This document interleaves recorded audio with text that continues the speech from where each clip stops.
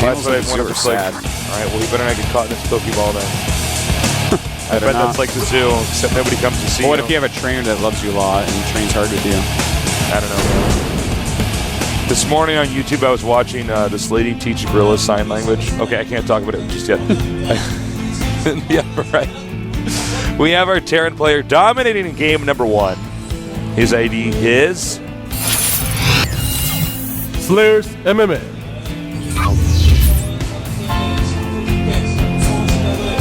Right now, it looks like he's trying to make it look like he's working in an office in a cubicle. He's like, all right, going through baseball scores, but boss came by, opened up his Excel sheet again. In the blue, we have our Pokemon Protoss. His ID is Squirtle. All right, so tell me. This is cool video I was watching. Coco the gorilla. Yeah. The trainer was using sign language to communicate with the gorilla. Yeah. It was cool, man. Faces, what is it like to know that this gorilla speaks sign language better than you? Well, you know, I'm a little threatened by it. Yeah. I'm glad he's not casting right now. But, you know. You know what? It would be the you know coolest what? thing ever. No, you know what? If I bet I could pick up sign language faster than a gorilla. You know what? I actually bet you couldn't.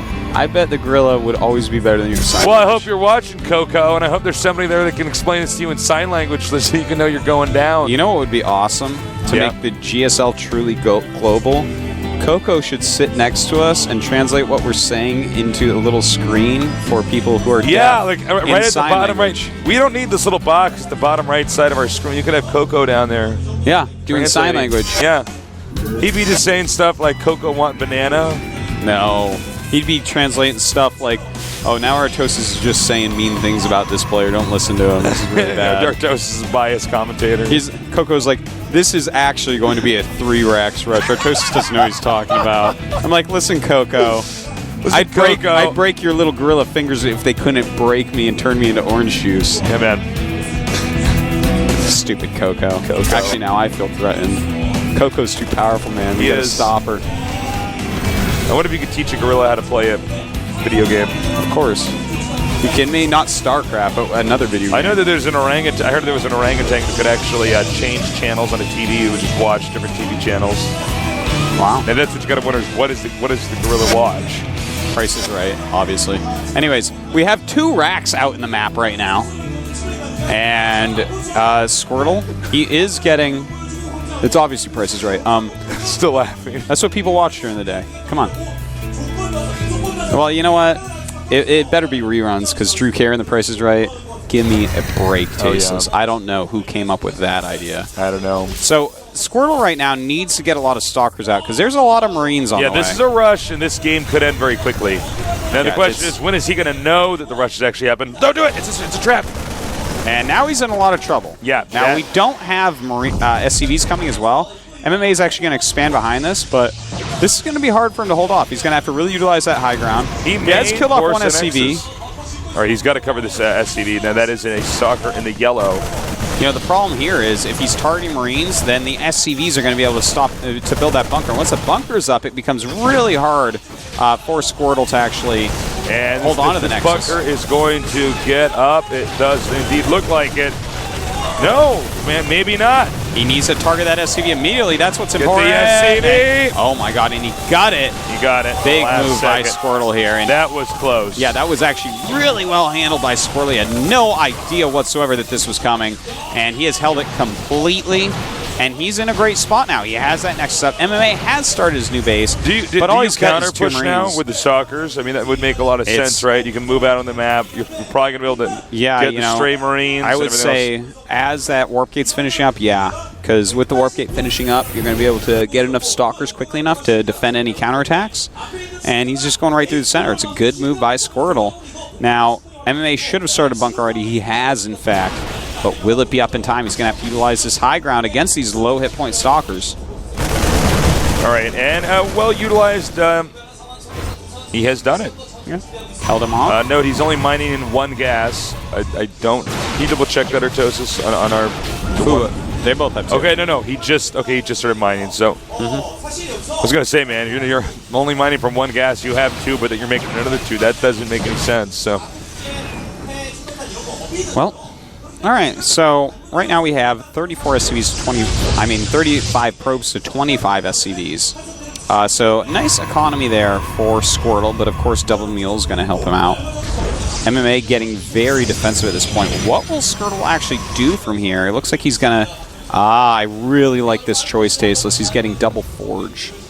MMA just going 3 racks. Late game. Yeah, and Double he's Forge and a Robo. Too. I think he's pretty confident he's not going to be attacked right away. This is actually a perfect example of when you're ahead, get more ahead. Instead of saying, I have this expansion. If you don't, I kill off a lot of Marines. I think I'll just make 8 gates and attack you. No. Don't do that. Do what Squirtle's doing. He's saying, okay, what can I get away with here that's going to give me an edge? Well, Double Forge is always really nice when I get ahead. So I'm going to go ahead and go Double Forge. It's like, what else? I have these Stalkers. All he has is these low-budget Marines. They aren't going to be upgraded for a bit. I think I'll get a Robo as well. And this is just, it's perfect. What do you think is the success rate of taking out the Nexus when you do these push builds and expand behind them? I mean, do you really ever actually get the Nexus, or is it just that it's just one of these moments where the player's like, damn it, there's a bunker on my low ground, I have to deal with this, this is annoying? It matters exactly with what build is chosen by our Protoss player. Like, if he was a little bit too greedy in the wrong ways, if his units were out of position, if he missed micros a little bit, if he brings the probes down at the wrong time, any of those situations can actually result in a huge lead for MMA, but at this level, it becomes a little bit harder to do. All right, we have some Scouting Marines. By the way, if you want to get better with Terran, after you have Stim, which he almost has, always just send a Marine out if you can. And, if you're not sure, you might be running into an area where there's an enemy. Just Stim and run in, and you're going to be able to see everything. Some of you might be saying, well, that Marine's life is valuable and precious. Well, no, you're definitely not, in Masters League right now.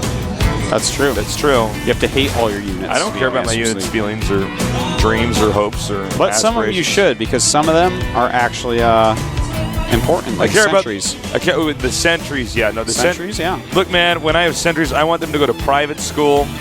Okay? I want them I want them to go to college. That's right. You want to protect them from any incoming I want them to attacks. go to college and then drop out like I did. And then, that's what I want. Yeah. Colossus as well. And they get their own TV show. That's what I want. The Colossus, yeah.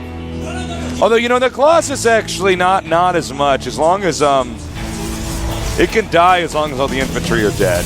Oh, that's true, yeah, of course. As long as my goals are met, even my sentries can die. Yeah.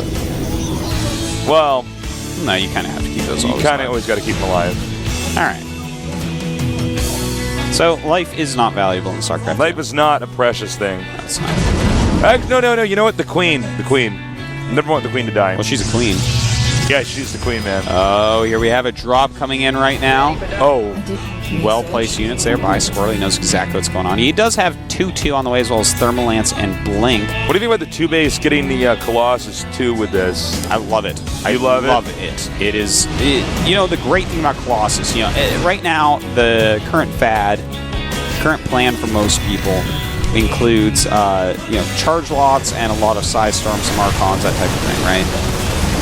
But the thing is, we see really top-end players like MMA, like Marine King, like Colt, who kite against those units. Oh, that was good by there. So strongly, right? And they whittle them down. The thing is, if you have a Colossus with Thermal Lance, he outranges everything. Kiting against him, much, much harder. If they get too far off, you bring your Zealots back. You want to engage me? My Colossus is hitting you. That's the beautiful thing about the Colossus. Now, that's a great unit. Squirtle doing a great job. He has observers on the side looking for these drops, observers in the front watching the army wanting to come in. Squirtle's actually just setting up beautifully, and if he goes ahead and actually makes a Nexus and starts poking around a bit, this is like superb play. This is what you should do when you get ahead early on. He had a small lead, and thing is, people are going to look at the spy and be like, well, it's 140, 140. And, there's map control from Terran, but look at this. Watch this attack. Nice blink back there. And you know what? I got to say, Squirtle's handling this so well. He really is. Oh, my God. He's waiting for exactly Look at that micro back from the Colossus. Darren's stuff is melting, and he's going to get the, oh wow, he's going to get the Medivacs too. That is huge. It absolutely is tasteless, and he didn't lose any Colossus. He still has his sentries and his immortal. He still has most of his stalkers alive. Oh, he's getting a He came warp out prism right now. after his 2-2. This was a beautiful, beautiful play here by Squirtle. And in fact, he probably has too many units for MMA to actually win this game now. In fact, MMA is walking around the map for some sort of counterattack, but it should not be enough. No, I know. I think he can literally warp in and just kill that. And back at home, you can see he's already putting his army onto the high ground. I think this game is going to be a very tough win here if MMA manages to come up with anything. I love the perfect warp prism timing to get that army in there. MMA, this counterattack by him is laughable. Yeah, it's just not going to be enough at all. It's just a small group of units. His next warping round can probably end up. So we're going to be seeing GG. There it is. And wow. All right, so that was kind of genius, MVP genius style that we saw from Squirtle. Hey, you get ahead of Protoss, you know what you can do? You get a few upgrades, you get a few Colossus, and then you really start punishing them. I don't care how good you can micro. I have a Colossus. Yeah, that was just a very good engagement, and it seemed like MMA was out of touch with the fact that he was going to lose that. Do you know what I mean? The battle? Yeah. The battle kept going, and I mean, normally you pick up and you try to leave, or you know. When someone has that good of an arc, but it's only infantry and no Vikings in there, you force field off a part of the army so that the arc doesn't work, and then you're fighting basically half the army with your Colossi. And if you have no arc on a Colossi, he's just going to shred everything. And by the time he shreds that, the force fields are gone, or you put up more if you need. And then you shred the other part. And it was actually a pretty straightforward game. It's hard to take care of. The early part of the game was a little bit more interesting than the end part, actually. It was good micro. Think Squirtle was pretty smart. He waited and just did not get a third base. He saw that MMA was really expecting to cripple him in the mid-game, and it didn't happen. So this leads me to my next question. Did you ever watch the Pokemon cartoon? Oh, yes. Okay, religiously. So who are we from the Pokemon cartoon? That's a good question. I guess we know that Wolf. You're Gary. We know that Wolf and Kaldor are Team Rocket, but I don't know. Guessing who's James. I don't know. I don't know the characters. That's actually interesting. You could be Mewtwo. I could be Mewtwo. I could be Professor Oak as well, though. I don't know who I would be. I don't know. You're kind of. You don't really fit anyone. I don't I fit can think this thing, of. yeah. It's like maybe Meowth or Lieutenant Surge or. I don't know all these Trying characters. to come up with someone for you. It's actually we're really gonna have to do this with another difficult. cartoon later on. This is actually a hard one for you, Tasteless. I don't know. There's probably someone, but who is it? I don't know. I really don't know. You're the bug trainer. You just come out of the forest. You're like, did you know that the Metapod evolves? And then you challenge someone, and you only have a Metapod, and it's like, dude, what are you doing, man? You don't understand Pokemon at all. I'm there with my grass Pokemon losing. All right, game number 3. This is the GSL Code S.